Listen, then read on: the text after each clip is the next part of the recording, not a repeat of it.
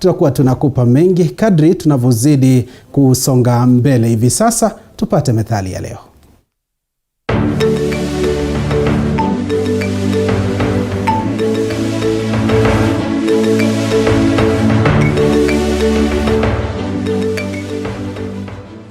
Methali ya leo. Ziguo la mtukutu ni ufito. Maana yake, mtukutu huepushwa balaa kwa kuchapwa. Methali hii hutumiwa kuonyesha haja ya kumrudi mtoto mtukutu kwa kumpa adhabu ya viboko. Methali yenye maana sawa. Ufito, funzo la mtukutu.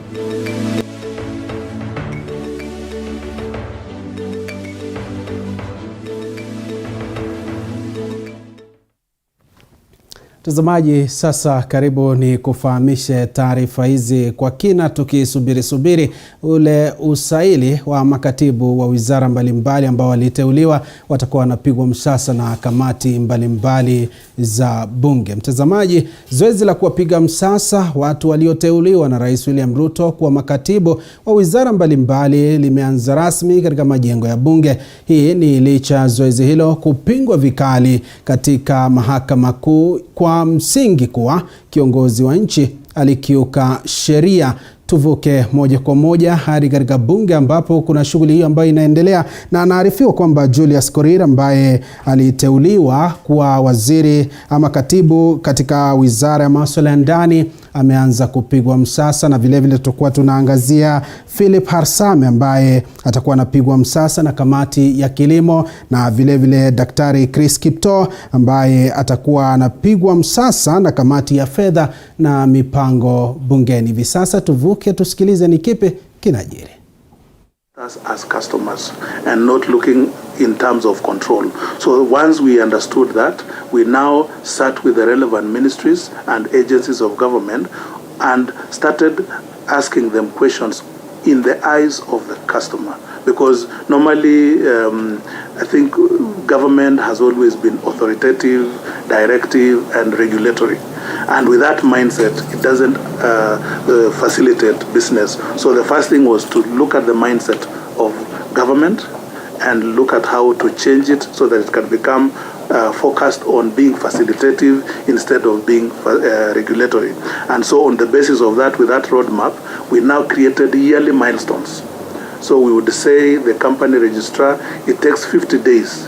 We've analyzed it can take 20 days for you to register a company. How do we progress to 20? And then are there opportunities for automation? Are there opportunities for scrapping off certain processes? So that was the engagement we had with each ministry. The same thing with Ministry of Lands, the same thing with KRA, the same thing with Kenya Power, and all the agencies that were involved in facilitating businesses. So my advice to Cabinet would be, going forward, and maybe this is an area that you as honorable members, we can also come up with a law that obligates government offices to be facilitatory. And this is what I mean. If, let's say, for instance, to apply for a certificate of business is stipulated to be 7 days, or I want to get a permit of mining, and it says I require 1 month. If on the 30th day of the month I have not received response from a government agency, it is assumed approval has been given, unless otherwise. So that now the burden of making sure that the investor complies becomes government officers' responsibility. But you'll find that people are taken in circles, and so those are some of the things we can explore in terms of making law, obligating government officers to respond on that. On the issue of curbing corruption, I think one, for me, what I would say is that reducing interface between in processes, human interface in processes, which means we automate as much as possible, have a very credible, auditable process, which will be transparent and accountable to Kenyans, because you'll find that at times the more there is human interface in a process, then it is prone to abuse of the same. So I think those are some of the areas I'll look at. From Honorable Rose Buyu on the issue of what is the role of a PS. Is it just only giving out money and then responsibility stops there? What normally happens, especially on issues of these monies that goes to counties, I'm forgetting the name, the shareable revenue, or the name is just disappeared. What normally happens is that the conditions for those conditional grants are given, that this money is earmarked for ABCD. What it means, like for hospitals now, it was you look at facility, that is the infrastructure, you look at equipment, and once that one is done, it is expected that the counties will report to us, but also the Auditor General will now go with the conditional grants condition and look at what the county has done. And so that there is that accountability also to an independent body. So I think maybe with hindsight, maybe we should have demanded more reports and more, we should have gone to verify on what the counties did. But what we expected was that with now the conditional grants stipulating exactly how that money should be used, it is the Auditor General now to go and say, you got X amount of money for a county hospital, what have you done? And then with that, they should be held accountable. Thank you. Very good, Mr. Korire. Maybe now as we wind up, maybe do you have a word, something to tell this committee? But before then, just want to confirm to the media and to the members that normally as a practice, we put out to the public. If there is anyone with a petition, they come forward. And till this morning, we have not received any affidavit raised against one Mr. Korire. So I think it's good to go on record. Yeah, so maybe tell us one or two things about to the committee. Well, thank you, Chairman and honorable members. I don't think I have much to the committee. First, I really want to appreciate you making this discussion more of an engagement, more of an engagement than a grilling. And I think I've enjoyed having discussions with you. I've also enjoyed being able to share with you my wide experience in the course of the do of duty. And I want to promise you and also Kenyans at large that I'll continue being responsive and being able to deal with the issues that come across my area of responsibility with impartiality and with fairness that I can. Thank you so much. Very good. Fair enough. Best of luck. Thank you. Yeah, thank you.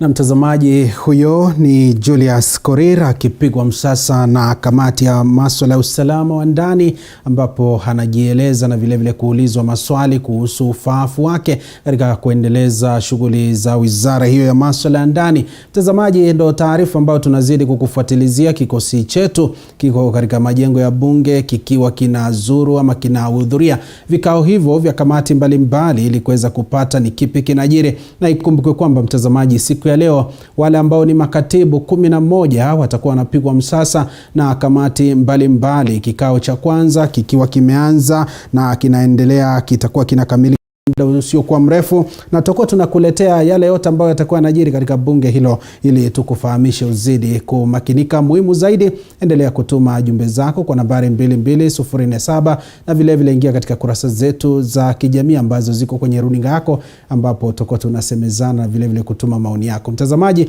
tuzidi kukutaarifu na kwamba mbunge wa Lurambi Titus Khamala amepinga madai kuwa yeye pamoja na wabunge wengine wa Azimio wamehamia mrengo wa Rais William Ruto kufuatia ziara yao Ikulu siku ya Ijumaa, na kwamba walimtaka kumaliza miradi ya maendeleo iliyokuwa imeanzishwa na serikali kuu maeneo bunge yao na ilikuwa imekwama. Baada ya ziara hiyo, Khamala amesema tayari wamefanya kikao na waziri wa uchukuzi Kipchumba Murkomen na kuwa ananuia serikali kuu kukamilisha kilomita 20 za barabara ya kutoka Lurambi kuelekea Navakholo na ile ya Jamindas kuelekea Humailo.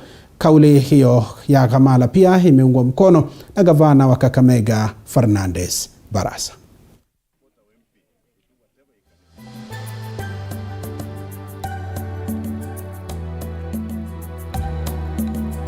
Chenye kita a sharp leader mwenye anajua kunegotiate na kunavigate mawimbi ya siasa, and that leader is yours truly, Titus Khamala speaking. Tumeenda Ikulu sio kudefect, we set the record clear, kwa sababu naona Nation newspaper leo imekuwa na headline kubwa kabisa. Mambo ya kudefect hiyo ilishwa na wakati. Sisi tuko waaminifu kwa vyama zetu. Mimi niko ndani ya chungwa, contract yangu na chungwa paka 2027. Lakini rais ni rafiki. Sasa yeye akiwa rafiki na barabara haipitiki. Common sense. Sindikupigia rafiki na nimwambia hata kama tumetofautiana kwa vyama, lakini ile barabara ulianzisha bado iko mahali uliachia. Na wakati kama huu tungeseleki tena tungepoteza, kwa sababu saa hii ndio the budget making.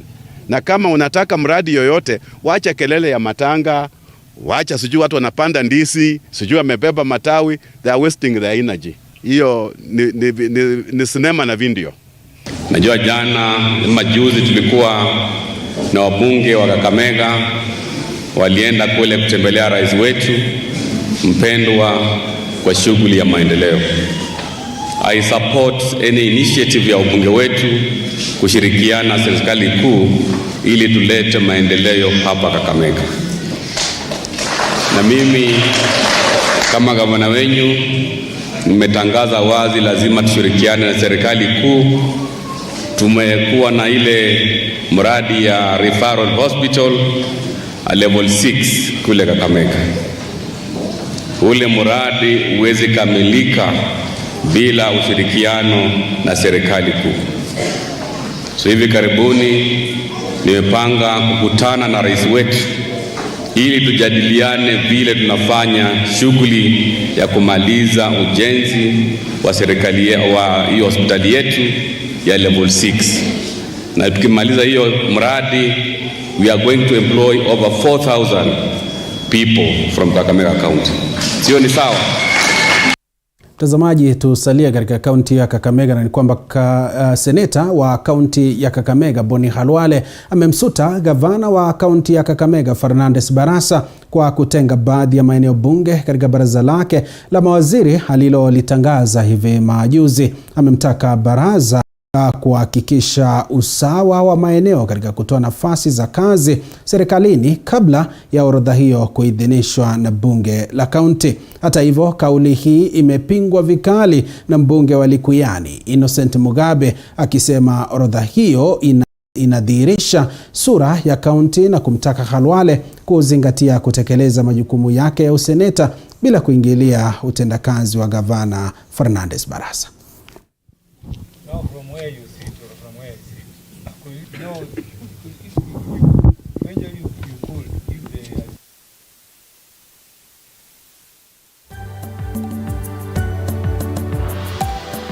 When our governor, Fernandes Barasa, announced his team, fell short of expectations, and this is the beginning of our oversight. Barasa has to explain how it has come to pass that 7 members of the county executive, otherwise called ministers, come from one community. And as he does this, Baraza will have to explain why he has left certain sub-counties without such an appointment. The people of Shinyalu constituency, from the great family of Biswa, have a right to sit where decisions of the governor of Kakamega, the decisions are being made. He has locked them out. Why? Baraza has to explain to us under which constitution is he putting up an office for his wife. We do not understand. The people of Kakamega voted for 2 people in that county. They voted for the governor and his deputy. The people of Kakamega are unhappy that the governor of Kakamega is from the same village with the speaker of the county assembly, from the same region, the leader of the majority. Mtazamaji, ni kutoa kaunti ya Kakamega ni kupeleka gatuzi la Kisii, na ni kwamba washikadau kutoka sekta mbalimbali kutoka kaunti ya Kisii hii leo wameungana kuadhimisha siku ya kisukari na kuhamasisha umma kuhusu ugonjwa huo. Asubuhi ya leo wamefanya matembezi kutoka majengo ya kaunti mpaka hospitali ya rufaa ya Kisii. Mwanahabari wetu Alfayo Kombo yuko katika hafla hiyo na sasa tunaungana naye moja kwa moja. Alfayo Kombo, hebu tutaarifu. Naam, asante sana Joash Onsare na kupata vyema kabisa kutoka gatuzi hili la Kisii, ambapo matembezi haya ya kuadhimisha siku ya ugonjwa wa kisukari umeanza katika majengo yale ya kaunti ya Kisii mpaka maeneo haya karibu tunaelekea katika roundabout ile ya hospitali ya rufaa ya Kisii. Na hapa nilipo niko na waziri wa afya ambaye tutakuwa tunazungumza naye, vile vile daktari mmoja na mwathiriwa tu mmoja wa ugonjwa. Tueleze siku ya leo ni nini hasa kinatendeka na ni nini kile ambacho kimewasababishia kufanya matembezi haya? Thank you very much. My name is Sarah Omache and I'm the current CCM Health Services, and we are here in the middle of the road walking to mark the World Diabetes Day, and we are announcing to the whole world and to Kisii County residents that today we want you to be screened up there at the county assembly governor's office grounds, where we are holding screening of diabetes, blood pressure, weight, so that you can know your status. And we are saying we can prevent diabetes. We can prevent diabetes by our lifestyle. And we are asking that we walk like we are walking today. We take time to walk, we take time to eat well, we take time to be healthy, so that we can prevent ourselves from getting diabetes. However, should we have it, we want you to know that there is treatment that can help you through counseling and the lifestyle, so that you can live longer and live a healthy life. Pengine niweze kupata tu daktari moja kwa kifupi tu tueleze siku ya leo iko vipi? Kwa majina naitwa Dr. Okinyi David. Mimi ninasimamia department ya NCDs katika Kisii County. Today's theme is education for a better tomorrow for World Diabetes Day, 14th of November, and we are empowering our people to understand about diabetes. We have different stakeholders whom we are working together: the county government, people living with diabetes, Non-Communicable Disease Alliance of Kenya, Equity Afya, Kenya Defeat Diabetes Association, Lions Club, and Kisii Hospital. The main agenda basically is to ensure that people understand about diabetes, get screened early so that we can reduce the deaths which are ravaging the country at 41% mortality in Kenya, 50% in Kisii County, and that is why we are putting it as a main agenda we screen early, we reduce the deaths. Thank you. Na pengine niweze kupata mwasiriwa mmoja tu atueleze kifupi tu.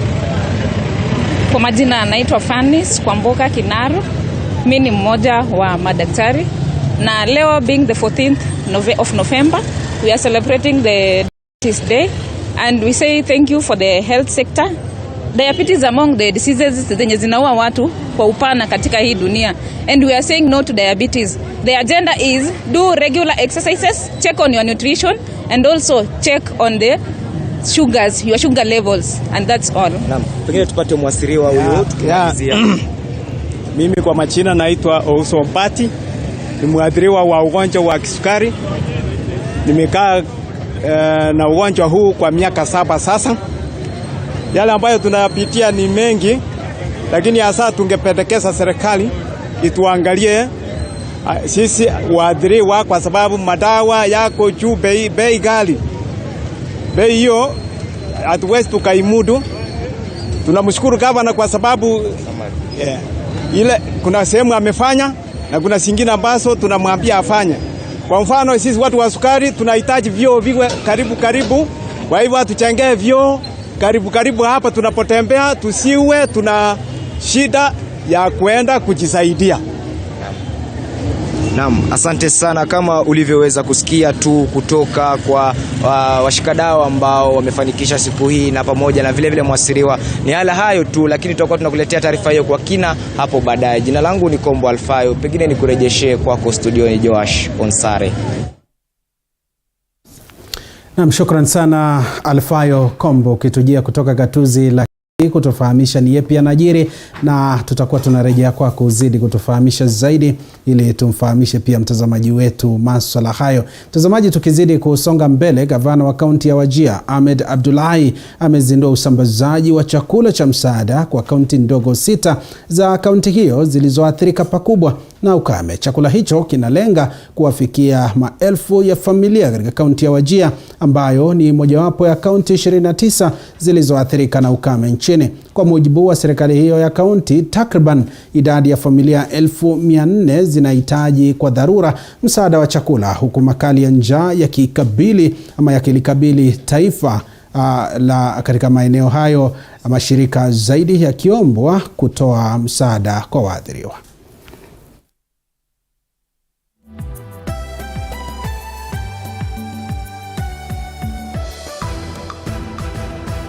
Tunavyojua tunapitia shida ya ukame hapa. Haijanyesha vizuri kwa msimu kama 5 hivi kwa sasa. Na watu wako na njaa sana kila mahali. Hata hii chakula ambaye tuta launch leo haitatosha.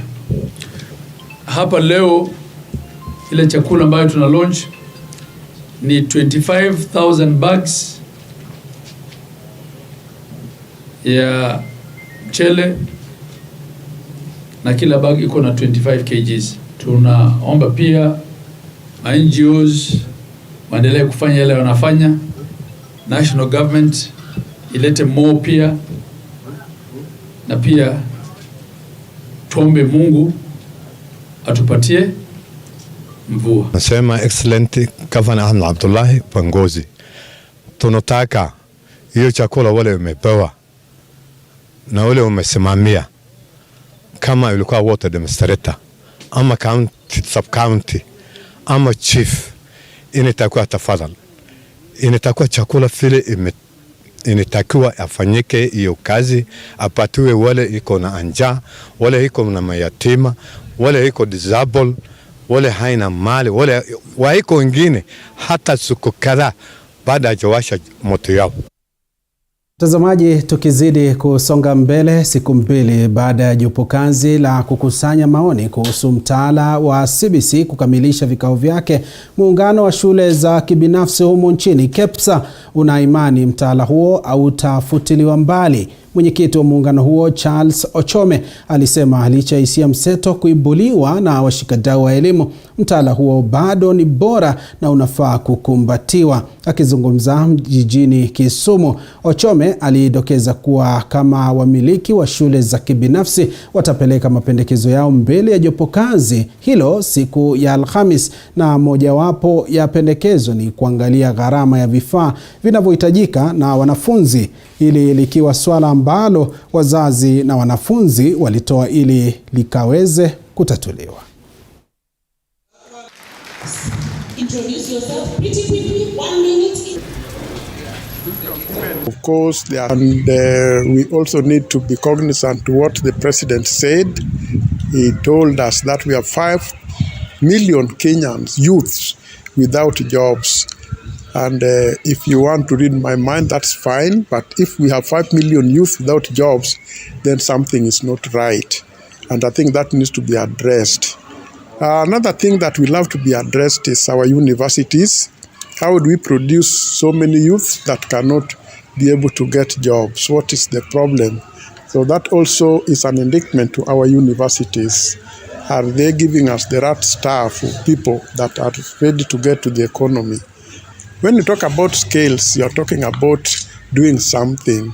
And obviously, life is about solving problems, and skills are used to solve problems. Biwi la simanzi limetanda katika kijiji cha Mulwanda, eneo bunge la Navakholo, baada ya pacha mmoja kumuua mwenzake kwa kumkata kichwani kwa jembe. Aliyeuawa ni Asman Rashid, ambaye alikuwa mwanafunzi wa kidato cha 3 katika shule ya upili ya Buhankunga. Kulingana na familia, mshukiwa alionyesha dalili za kuwa na tatizo la kiakili, ambapo walilazimika kumfunga kabla ya kufunguliwa na baadaye kusababisha maafa hayo. Kisa hicho kimewashangaza wakazi, kwani kulingana nao wawili hao wamekuwa marafiki wa dhati. Mwili wa mwenda zake umehifadhiwa katika makafani ya Kakamega.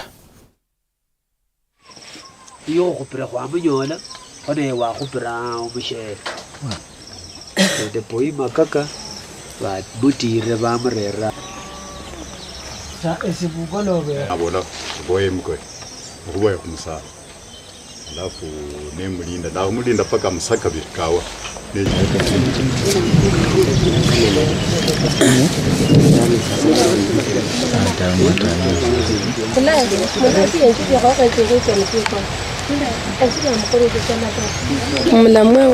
Mlamwa Moses akanipikia simu ati ameumisa mwenzake, ati ako kwa hali ya mahututi. Alimkata kichwa na chembe, alafu akamkata hapa. Wanakula pamoja tena, wachakosa nako hata kutoka utoto wao. Huyu mwenye ameumisa mwenzake, akili yake ilikuwa nakimbia mbio. Sijui alikuwa na kisirani kani ama shetani kani yenye ilimfanya. Mtoto alikuwa anaongea tu watu, alikuwa anaona tu watu wenye walikufa. Sasa vile alikuja pale, tukamshika tukamfunga kwa kamba, kwa sababu tuliona maneno yenye alikuwa anaongea. Tukaona tu huyu mtoto kichwa yake imeruka kitoka. Sasa tukamfunga tu, tukapeleka kwa boma ya papa yake. Cha kushangaza walikuwa wamesema tu wamepata kama amekufa. Lakini wakati tumefika hapa tukakuta kumbe kulikuwa na vita kati ya hao watoto. Mwingine akaumisa, mwingine akakufa. Na vile tunaelewa hao watoto ni watoto ambao wanapendana. Hata kila ambacho kimetendeka sisi tumeshangaa. Ni kwa nini? Na hatujaona mapacha wakiwa maatuni. Mapacha wao wanapendana. Lakini wito wangu tu ni kwamba mahali viongozi wako wa serikali, hata ukiangalia hili poma, mzee hakai hapa, huyu mama hakai hapa. Na hii hata ndugu yake mwingine yule mkubwa tena ni mgonjwa. Tena hata huyu ambaye amefanya hiki kitendo pia hako hali mzuri. Na hii yote ni mziko. Kwa hiyo tunaomba tu wahisani wema wafanye nini? Watusaidie kwa ajili ya hii mazishi. Alikuwa kama mtu ameruka kichwa. Lakini vile wanatembeanga kweli wanafanyanga vituko. Nafanyanga kwa vituko, lakini tu hiyo vituko yani ya kuchukua kwa viti ya watu kama Likurua area inakuchanga. Na mtazamaji, taarifa hiyo ndo ambayo inatuvusha tuangazie taarifa za michezo, na hapa studioni niko naye Dennis Otieno. Dennis Otieno, habari za sasa ukiwa katika upande wa pili? Niko salama salmini Joshua Sare, sijui ambaje weekend yako imekuwaje? Weekend imekuwa shwari, licha kutwangwa kwenye sisi kama mashabiki wa timu ya Chelsea, lakini tunazidi tu kulisukuma, na najua kuna mengi tu katika masuala ya michezo. Kikubwa tuanze kwenye safu ya raga. Kulikuwa na fainali za mashindano ya raga ya wachezaji 7 kila upande ya Floodlit. Ni timu zipi zilichuana katika fainali?